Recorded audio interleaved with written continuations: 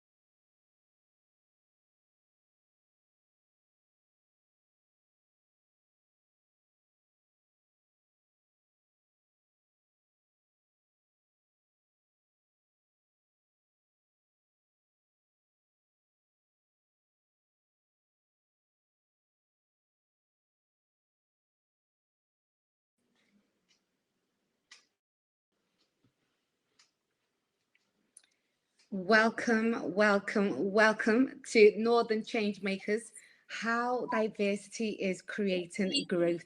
So the North can set the agenda on diversity and inclusion and show what can be achieved by breaking away from dated practice and assumptions.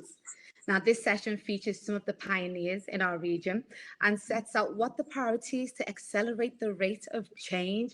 So the panelists, I'm your chair, Ngunan Adamu.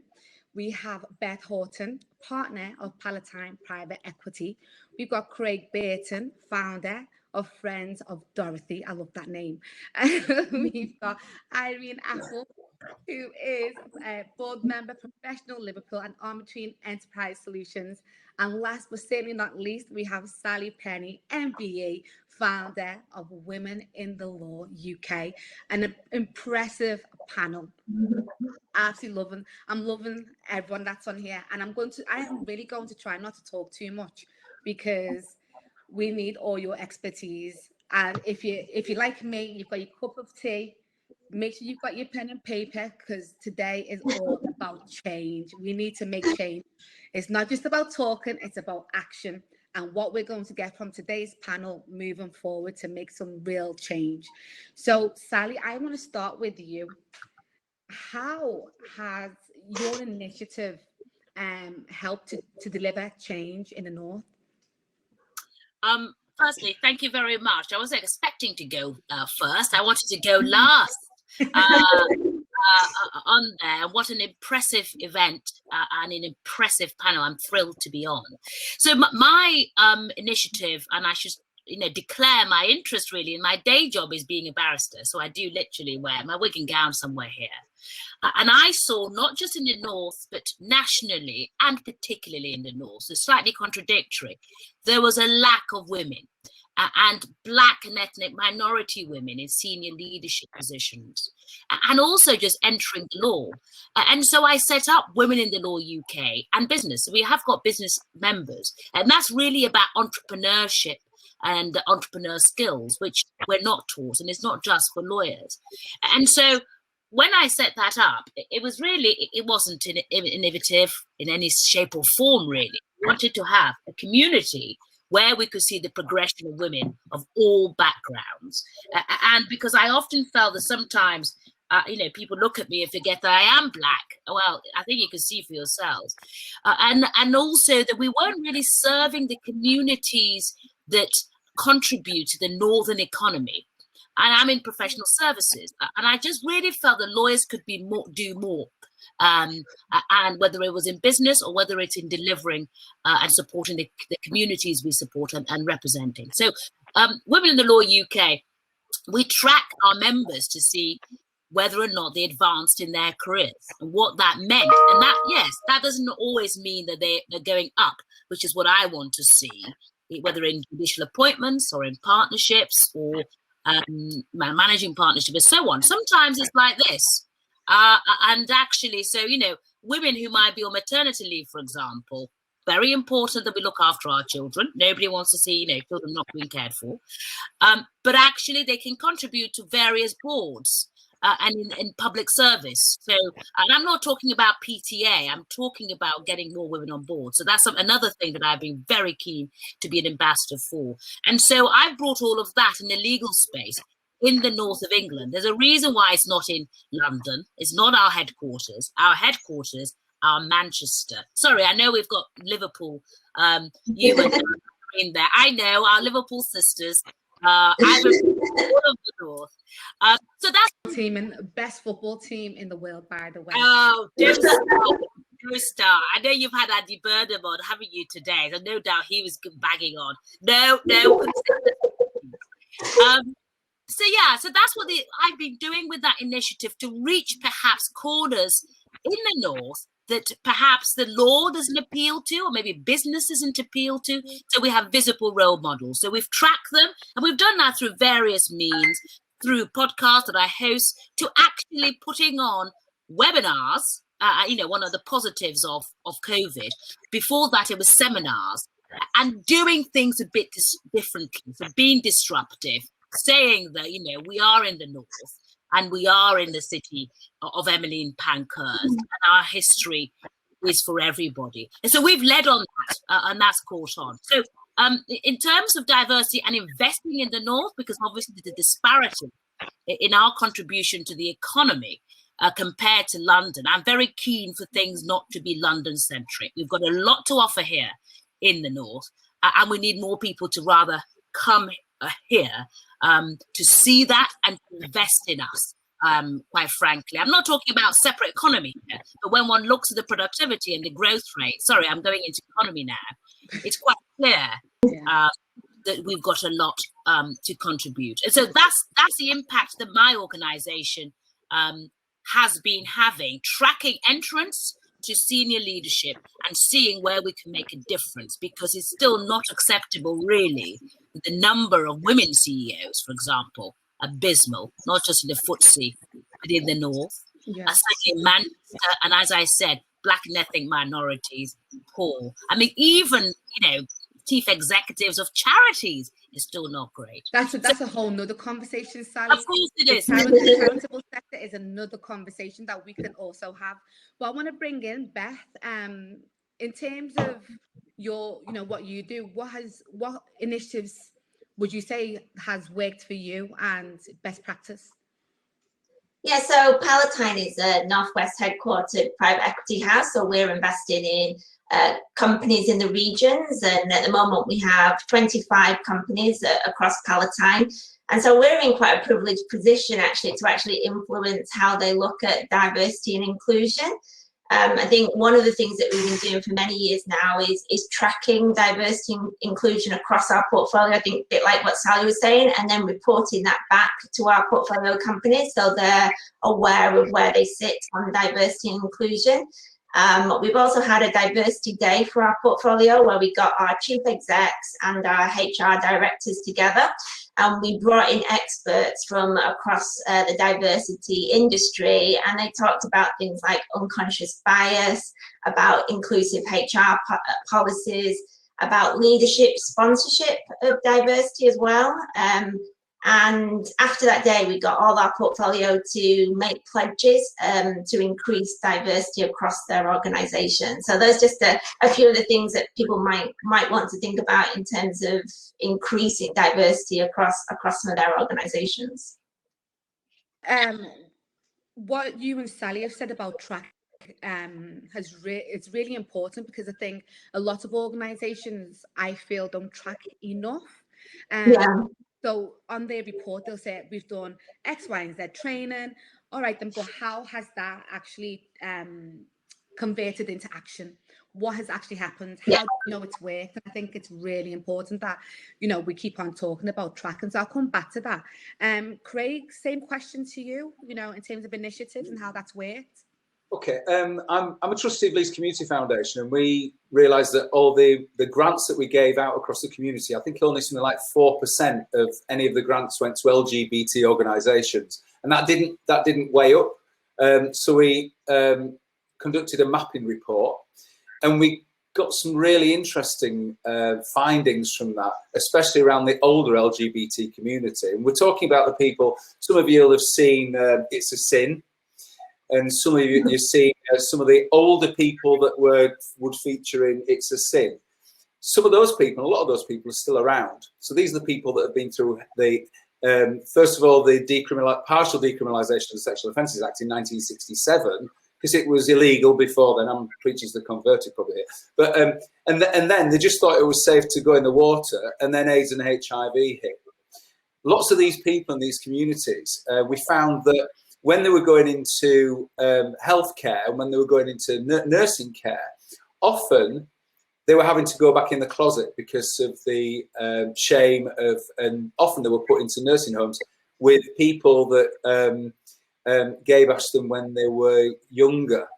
So that was, there's all sorts of stats that come out. We thought that's not right. So we dug a little bit. I started digging a little bit further. I found that the older LGBT community, the ones that are not really on the scene kind of thing or within the healthcare, they were going back in the closet, and they were the twice as likely to be living on their own. If you're LGBT and over 50, you're twice as likely to be living on your own. So we found all these people that don't connect anymore. They'd lost that sense of community. They'd lost their partners, they'd lost their friends, a lot of them, but they'd lost that sense of community because gay bars and LGBT bars nowadays are flashing lights, spinning around, and their pink pound isn't worth as much as it used to be. And they can make a drink last for 3 hours, I can tell you. And they're not really customers. So they kind of get moved out. And we found that they'd lost this sense of community. So we set about, Friends of Dorothy is a euphemism, which you might know, you might not know, but if you're a friend of Dorothy, it's a euphemism. Pre-1967, because you couldn't say, hey, are you gay or are you a lesbian? You couldn't say that. So you'd say, oh, are you a friend of Dorothy? So, well, yes, I am. Or if you say, well, who's Dorothy? Well, there we go. But there's quite a backstory behind that. But we set about really sort of bringing these people back out and creating this community. So we know that a feeling of belonging is the opposite and an antidote to loneliness. So we set about setting up a network of Friends of Dorothy. We're in Manchester now, we're in Leeds, and it was just wizard. It was just amazing to see all these people find friends. And you know, it's simple stuff. But like Sally and Beth said, you know, you've got to do your research as well. Don't start making it up. You know, if you get the stats, make sure that what you're doing is right. So we have so much fun. It's wonderful. These older people are the giants on the shoulders that we stand. Completely. Without them, they campaigned in the 1950s, not knowing that they'd ever have equal marriage, but they campaigned anyway. They still did it, and that's the most amazing thing. So I've been absolutely blessed to work with these people, and it's hilarious. I love it. So fun. Craig, that stuck out to me. You said it's simple, and for a lot of us who believe in diversity can see that simple, you know, but for a lot of organizations who fully don't understand it, it's quite hard for them. And that's when they bring in people like Irene. So just quickly, there's an important piece there about intergenerational communication as well. So it's really important for us to bring younger LGBT people and meet the older people. It's like they suddenly have grandparents that they never had, and there's that beautiful connection. So it's about sort of somehow connecting the younger community through things like a common purpose legacy program, which you might have heard of. But connecting those people to be much more to challenge and to be leaders of tomorrow as well, because we're teaching them how to communicate with some of the older people as well. You know, it's really important that cultural intelligence. Cultural intelligence is everything for the future for us. Definitely. And that cross-generational conversation is so important. And especially in this current climate now, I'm learning so much from the younger generation in terms of ways of fighting, but also I think it's for them to recognize where some of that fight has come from as well, you know, and not dismissing the older generation and what they've stood on. So, you know, we've had conversations around language. You know, what, you know, I don't like this, I don't like that. And I say to a lot of the young ones, you need to fully understand the history and where it came from in order to make the changes that we want for you, you know, so it's really important. Irene, I want to bring you in. Yeah, similar. I saw you writing down. So what have you got to add in terms of, you know, initiatives? Because you've worked quite hard. You haven't stopped. Thanks. Yeah, I mean, for me, equality and diversity has been a passion of mine for decades, absolutely decades, and trying to fight the fight to get organisations to recognise that they really do need to focus on this and make it core business.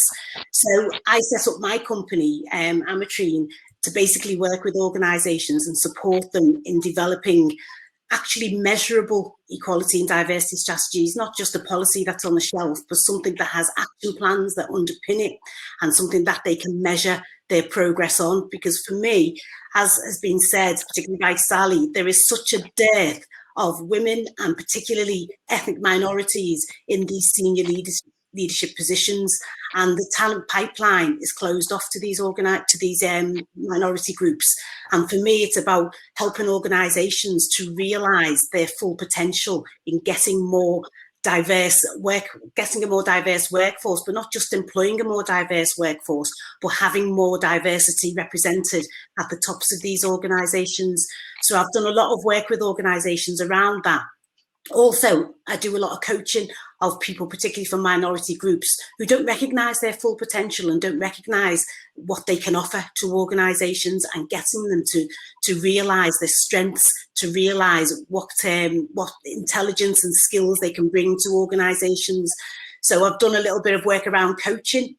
And on top of that, working for Professional Liverpool, that's a business network operating in the Liverpool city region. And it's about connecting businesses and connecting learning, and also bringing in more minority businesses as well, because we recognise that as a professional network, you know, there are quite a limited number of minority-owned businesses who actually are part of that network. And the reason for the network is about making those connections, but it's also about building business as well, because you can access business communities and you can build your own business and get contracts through those connections, because lots of work and lots of business goes through networks, doesn't it? It goes through who you know, not necessarily what you know. So it's so important, I think, that, you know, these networks that are operating in the city that have a voice, have representation, have diverse representation. So I'm really, really honoured to be working with Professional Liverpool in that regard. And also some other organisations that are looking at minority groups, like, for example, Innovate Here, and we're doing some work with them around the tech industry and getting young girls into the tech industry and getting tech businesses ready to employ young girls as well. It's a two-way street. So I'm doing a lot of work with them, and I've been delivering some unconscious bias and diversity workshops for their organisation members to show them how easy it is to open themselves up to this diversity and to open themselves up to this innovation and creativity, which makes business sense, not only in terms of pounds and pence, but also in terms of the reputation of the organisation as well. One of the key things that I've been talking to a lot of businesses about is predictive, being predictive in what we think might happen in the future. And a big thing for me, which some of you might have heard, is predictive rhetoric. So, for example, we've seen Black Lives Matter, we've seen, Stop Asian Hate, all these issues that have occurred. But could all of this could we predicted this, from Trump's speeches and other leaders? So as businesses, and as SMEs, you're constantly having to look to the future. So so for me, is there anything now that you think as a business we should be tackling going forward? Because I think sometimes when we talk about diversity, it always seems to be obviously, race, sexuality, and race, sexuality. Yeah, actually those are the main ones, but we sometimes forget disability as well. There's so many out there that we sometimes forget. Actually, we need to encompass all diversity. So I want to come back to you, Sally. So is there anything in terms of what are you looking forward to, in terms of what are you planning for the future? It's a very good question. I see our whole panel nodding. So I just gave an interview to a recruiter called Merge, and I predict neurodiversity there. And what I'm talking about is the non-visible disabilities, if you like. So I'm talking about HGHD, I'm talking about learning difficulties, because actually there's a substantial, I haven't got the article, I'll share it afterwards, the article in front of me, but a substantial number of CEO of successful entrepreneurs who are dyslexic, for example. So I'm looking at how we can bring into SMEs and larger organizations that section of our community and our economy, really, who struggle for employment, who have various difficulties, which are really not that difficult to make reasonable adjustments for. So reasonable adjustments are what you need to do for anybody who is disabled.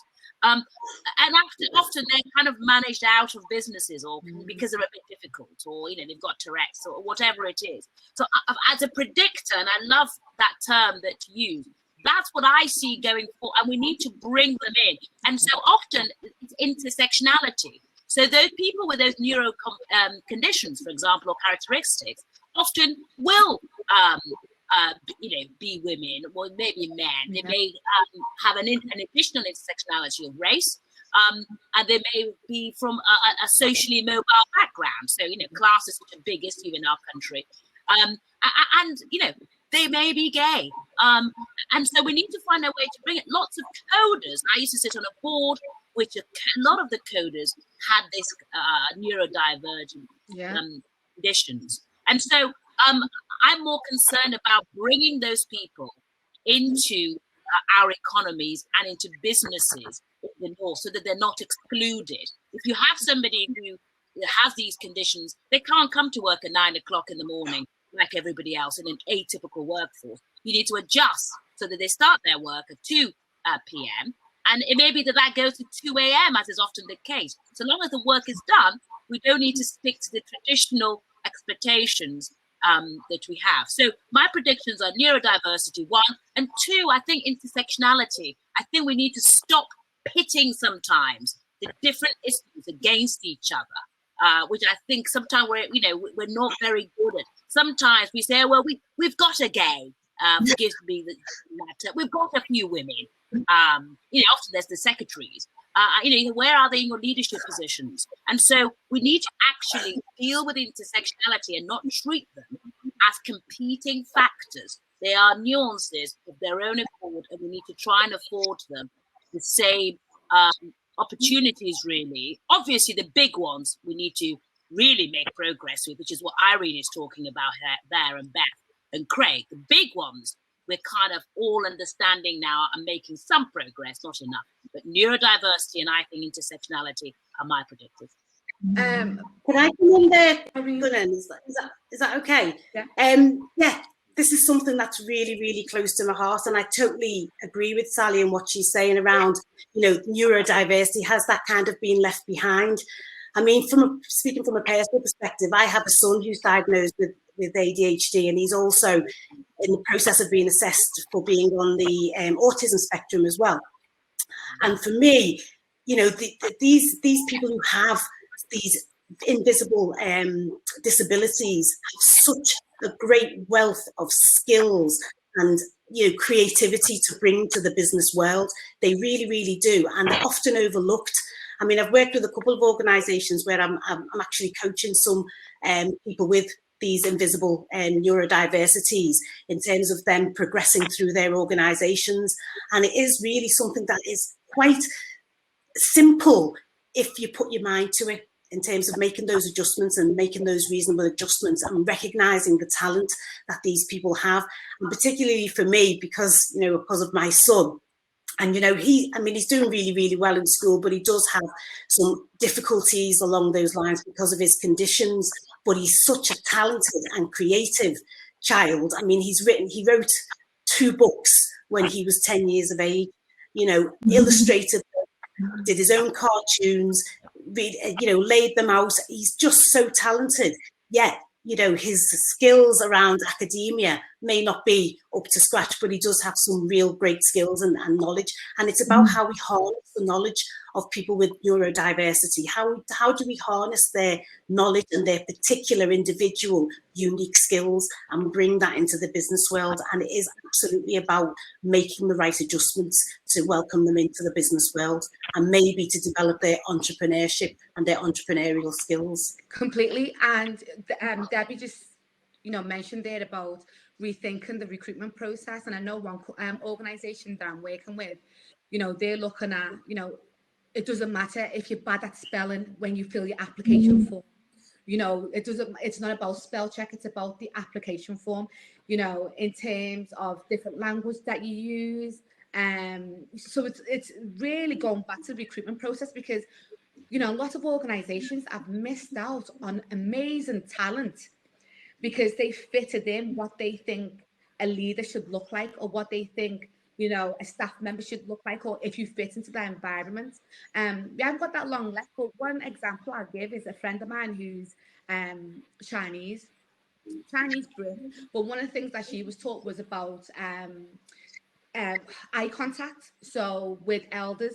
So and she's an amazing exec producer.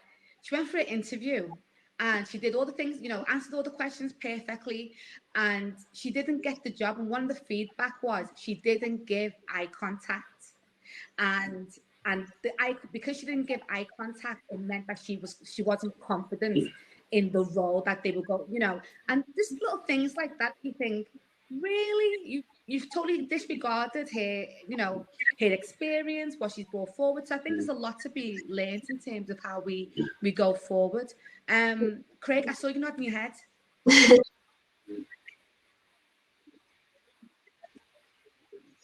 just think, but my day job, I'm going to come clean now. My day job, I've run a recruitment business for 30 years, and so my wish really is that we need, in the interview process, we need to be measuring people on their understanding of diversity, inclusion, inequality, and equity. And we need to be looking at cultural intelligence for our people that are joining our business. The moment we start putting that on our agenda for interview panels, people start taking notice of it and they start learning it.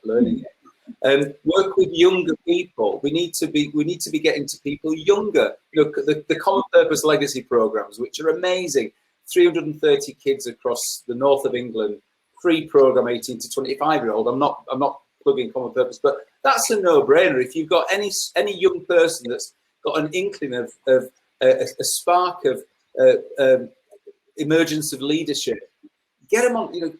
They absolutely find out how all this stuff works, and that's we're trying to play catch up all the time, aren't we? And you look at SMEs, some of the smaller engineering manufacturing businesses that I work with, they really want to know about this stuff, but they don't have a clue of how to start. And these people are employing under 20 people, and that's 80% of the workforce. So it's a huge thing, isn't it? A huge task. I'm so impressed by everybody. We've got 5 minutes or 4 minutes left. This is crazy. Yeah, do you want to add something? Because I could see you nodding as well. Yeah, I mean, I think we've started to certainly challenge our recruitment agents, because quite a lot of say, well, we don't get any applicants that have got diversity. So we've started to challenge people to say, well, we want to see X% of applicants in minority or women or other diverse applicants as well. And if you have to widen your applicant pool out a little bit to do that, then I think that's a really good thing, because you're seeing a more diverse range of people, and you might just find someone that you wouldn't have interviewed initially but turns out to be the best applicant for the job. And then I think having more diversity on your panels as well, so more, not just have the people that are interviewing, they've got to understand about diversity, and it helps if there's a diverse panel doing the interviews as well. And I think that would help. But yeah, I think we've just got to get a lot better. And I think when you're looking at areas where we're going into, I think cultural diversity is a big one for me as well. A lot of the FTSE 100 CEOs and directors are actually Oxbridge and private educated as well. And we've got to think a bit wider about the diversity issue, not just race, gender, and other. We've got to think really wide about how we improve diversity across a number of areas. Yeah, and definitely I think going forward we have to, we talk about partners, and Beth, you're a partner. I think a lot of companies and organizations need to also revisit their partners, and the partners that they are working with, because there's so much diversity out there, and I think it is definitely about just spending that little extra time or that little extra bit of money to make sure that everyone's included in some way. So we haven't got that long left. Well, we haven't got time left at all. It's been a fantastic discussion. I'm gutted it's only 30 minutes. We could have continued this. Thank you to everyone who's commented. We've seen your comments and loved your comments completely. And yes, so we've got the next session is Lord Jim O'Neill on the future of the Northern Powerhouse. So I want to say thank you to everyone. Sally, Irene, Beth, Craig, for you've been an amazing panel. And yeah, and hopefully let's do this again.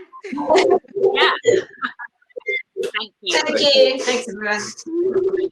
Thank you, Ngunan. It's a wrap. It's a wrap. Do I need to leave? Yeah.